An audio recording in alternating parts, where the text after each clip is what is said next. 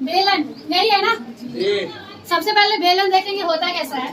तो बेलन का आकार कुछ इस प्रकार रहता है, जिसमें ये बीच वाला भाग कैसा रहता है, इसका वक्र के आकार का कैसा रहता है, और ये ऊपर वाला और नीचे वाला जो रहता है वो कैसा होता है, वृत्त का आकार। यानी कि उसका जो आकार होता है वो किसकी तरह होता है, वृत्त की तरह। कैसा होता है, वृत्त की तरह। तो सबसे पहले वृत्त के बारे में जानेंगे कि वृत्त कैसा होता है, उसमें क्या क्या होता है। तो ये क्या है आपका वृत्त, जिसे इंग्लिश में बोलते हैं सर्कल। वृत्त के केंद्र से वृत्त की परिधि तक की दूरी को बोलते हैं आर।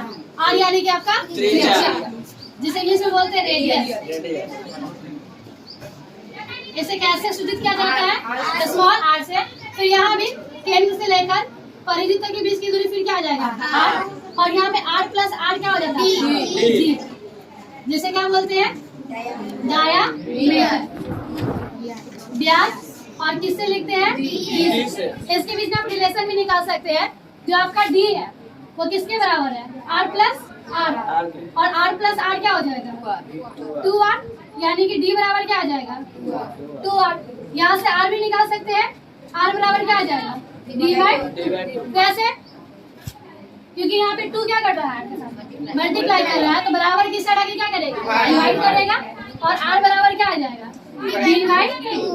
तो यहाँ से आपको 2 रिलेशन मिलता है। एक पहला जो डी बराबर क्या है, 2r, और दूसरा जो आर बराबर क्या होता है, डी बाई 2। अब इसमें भी 2 फॉर्मूला होता है। पहला होता है आपका वृत्त का क्षेत्रफल, जो कि क्या होता है, पाई आर स्क्वायर वर्ग इकाई। और दूसरा होता है आपका वृत्त का परिधि, जो कि क्या होता है, 2 पाई आर इकाई। यहाँ पे पाई देखे थे, पाई की वैल्यू कितनी होती है, 22/7। तो ये कुछ 1.23, ये तीनों याद रहना चाहिए। क्योंकि क्वेश्चन में यदि आपको डी दे दिया हो, क्योंकि फॉर्मूला में कहीं पे आपको डी दिख रहा है, आर दिख रहा है ना। यदि क्वेश्चन में डी दे रखा हो तो आर कैसे निकालेंगे, तो इस फॉर्मूला का यूज करके आप आर निकाल सकते हैं। जैसे क्वेश्चन, यदि किसी वृत्त का व्यास 14 सेंटीमीटर है तो क्षेत्रफल ज्ञात करें। ठीक है, क्वेश्चन क्या है, यदि किसी वृत्त का व्यास 14 सेंटीमीटर हो तो क्षेत्रफल ज्ञात करें। क्वेश्चन में आपको क्या दे रखा है, व्यास, जबकि वृत्त का क्षेत्रफल का फॉर्मूला क्या होता है, पाई आर स्क्वायर। तो कहीं पे भी आपको डी दिख रहा है क्या, नहीं, तो आपको पहले क्या निकालना पड़ेगा, आर।